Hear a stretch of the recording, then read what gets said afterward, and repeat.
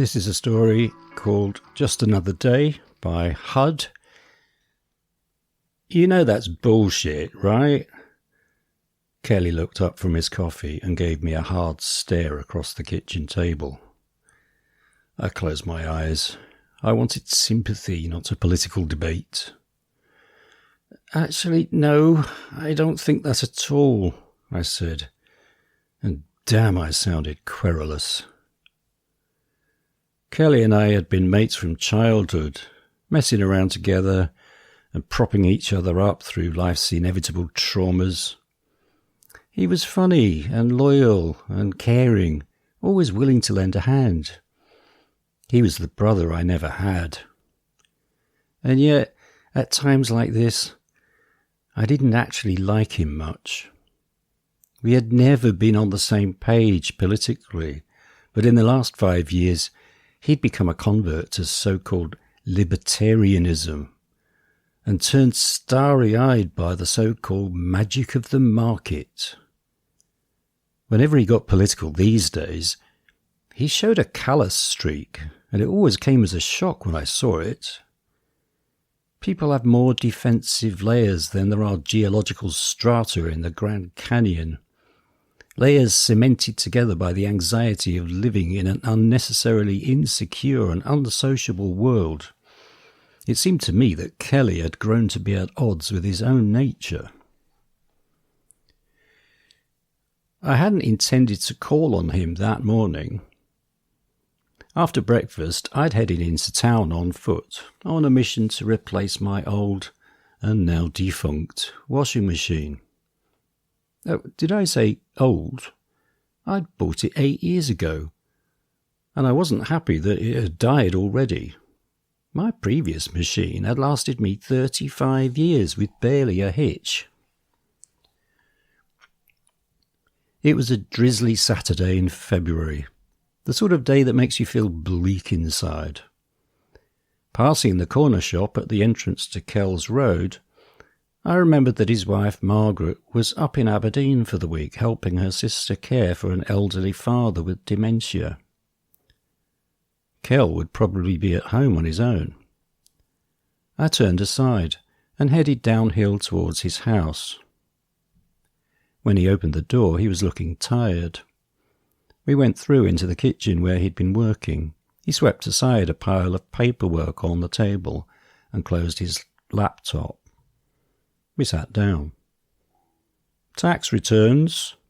He pulled a face. We drank coffee and talked of personal issues, of music, motorcycles, and eventually of washing machines. I tried to avoid the topic, but you know how it is. It was like suffering a state of general inflammation. The topic emerged as a moan. The moan hardened into a rant, and I was soon well into it. The machine had broken down at a bad time. Only a month earlier, I'd forked out a lot of cash to replace my failed boiler. Now there was this. When it broke down at first, I wasn't too bothered. I called Frank. He came over later that afternoon wearing the same tool belt he'd had for decades. He pulled the machine out from under the counter, prodded inside for a bit, grunted, and then gave me a sympathetic look. "It's the X," he said. "What's an X?" I said. I had no idea. It turned out to be something small but vital. The crucial detail, however, was that it was sealed inside the drum. That meant the whole drum assembly would have to be replaced as a unit. And that was going to cost me an arm and a leg. It would be more economical just to replace the whole machine.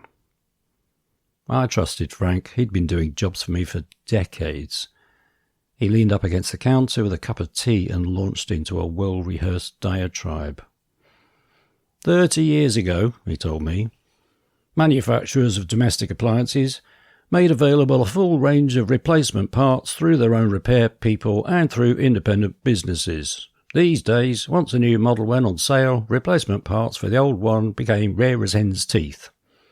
Not that it often made any difference. In washing machines, it was common practice these days to spot weld the drums, sealing components inside them and making them inaccessible when they failed.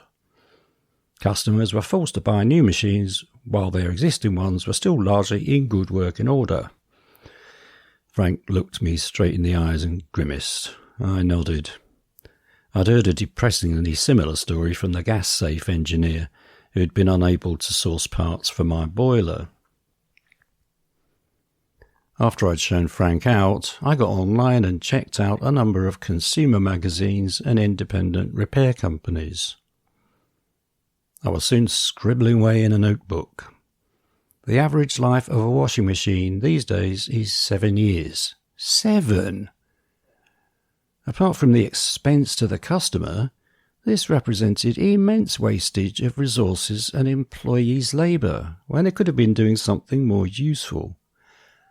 Criminal, Frank had called it.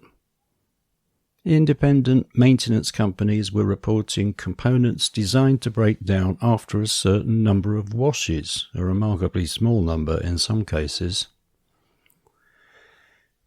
Kel sat listening while I spilled all this out across the table. He looked increasingly sceptical.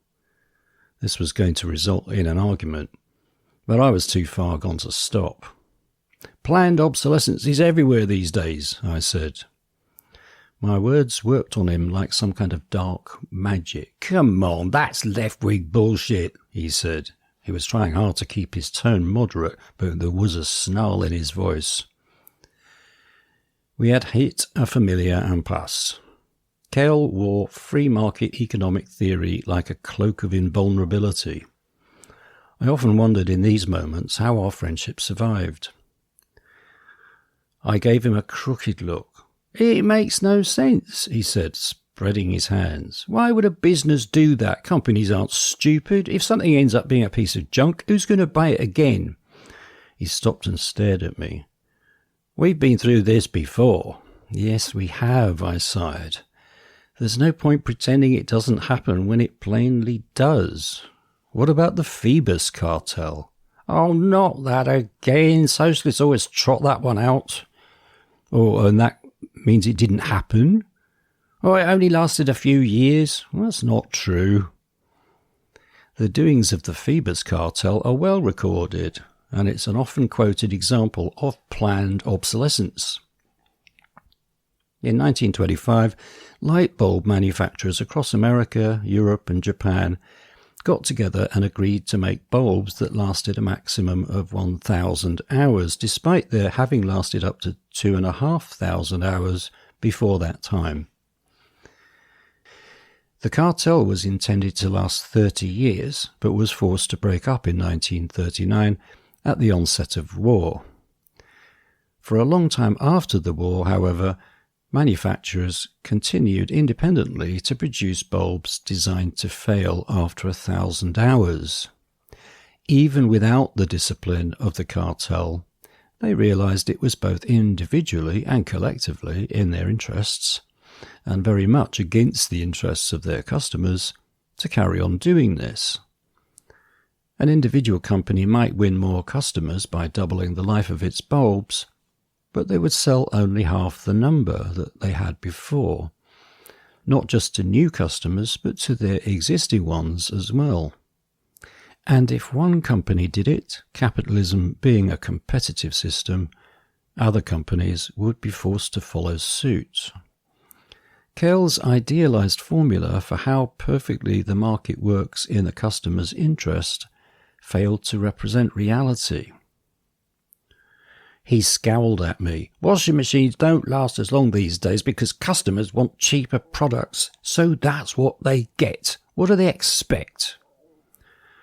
Well, that's true, but people have limited incomes, I said. They have always wanted cheaper products, so why weren't they being produced cheaper before? And besides, how does that explain the use of sealed units? Washing machines are cheaper today for a variety of reasons, all to do with the profit motive and market economics. Technology has advanced and the costs of manufacture have fallen. The market for white goods has become hotly competitive in recent years, which is driving down prices. And many of the components used are now being outsourced to low-wage economies. In Cale's ideological world, customers control the market. Companies, it is argued, only produce what customers want. It follows, in theory and in Cale's mind, that if washing machines don't last as long as they used to, then it must be the working-class consumer's fault for demanding cheaper goods. What a surprise! It is extraordinary that no matter how free market economics theorizes a problem, by some magic it invariably turns out to be working people's fault. Come on, Cal. Major companies have even admitted introducing all kinds of ways to limit their products' lifespan, or making them unrepairable. Apple and Samsung, for instance. Apple and Samsung don't make washing machines, he snapped. I threw up my eyes. It was Kel now who was sounding querulous. We're not just talking about washing machines. Obsolescence is widespread. It's a consequence of the capitalist market system. There have been lawsuits taken out against companies in the EU for it, against Epson, for instance. You're clinging to a theory that justifies your belief in capitalism, but it doesn't represent reality. Competition is built into the system, which means that if one company introduces a degree of planned obsolescence, they all have to. He said nothing, just pulled a face to show how stupid I was to believe anything so irrational. There are multiple ways manufacturers have of manipulating consumer purchases.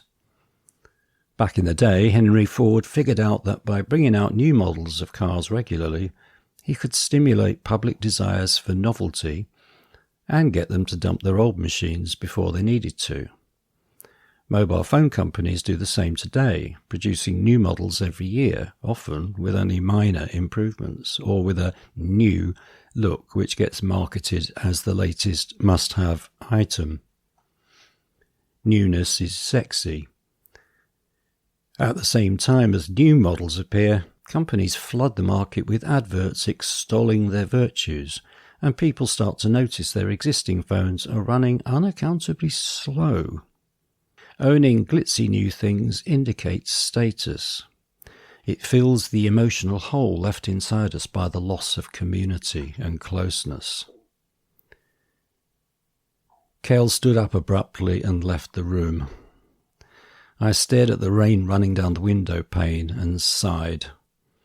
No matter how hard we tried to avoid these confrontations, they kept occurring. It was a couple of minutes before he came back. He stood in the doorway. His frown deepened for a moment, but then he exploded into laughter. I smiled and shook my head. "Sounds tough. Do you need some cash?" he asked. "I'm not badly placed at the moment." I looked down at his tax returns. Even if true, I knew it was a half-truth at best. His work was seasonal. This was not his best time of year. "I'll get by. I'll need to economize for a while. No extras. Right now, though, I need to go and buy this bloody machine, or else I shall start to stink." I got up and we walked to the front door. "Give my love to Margaret," I said when we reached the hallway. "When is she due back?" He sighed. "Depends how long she's needed. Her sister's pretty exhausted looking after their dad. He wandered out of the house by himself last week and got lost. They had to call the police." Ouch, I knew that situation from personal experience. He shrugged and then nodded. "It is what it is. We cope." I said goodbye, pulled up my hood and walked down his path into a February drizzle. For a while my head was full of messy thoughts and feelings. Money, property, competition, they screwed up all our relations. Capital value dominated our lives. Kel, though, was a good friend, whatever differences we might have. That was something of real value to hold on to. I pulled myself back to the here and now. The road on either side was lined with a jumble of small businesses, pubs, and tiny Victorian terraces built originally for railway workers. They looked shabby now. I skirted a few gathering puddles, dodged some pedestrians hurrying towards the station, and prepared myself mentally to do battle with sales staff eager for a sales commission.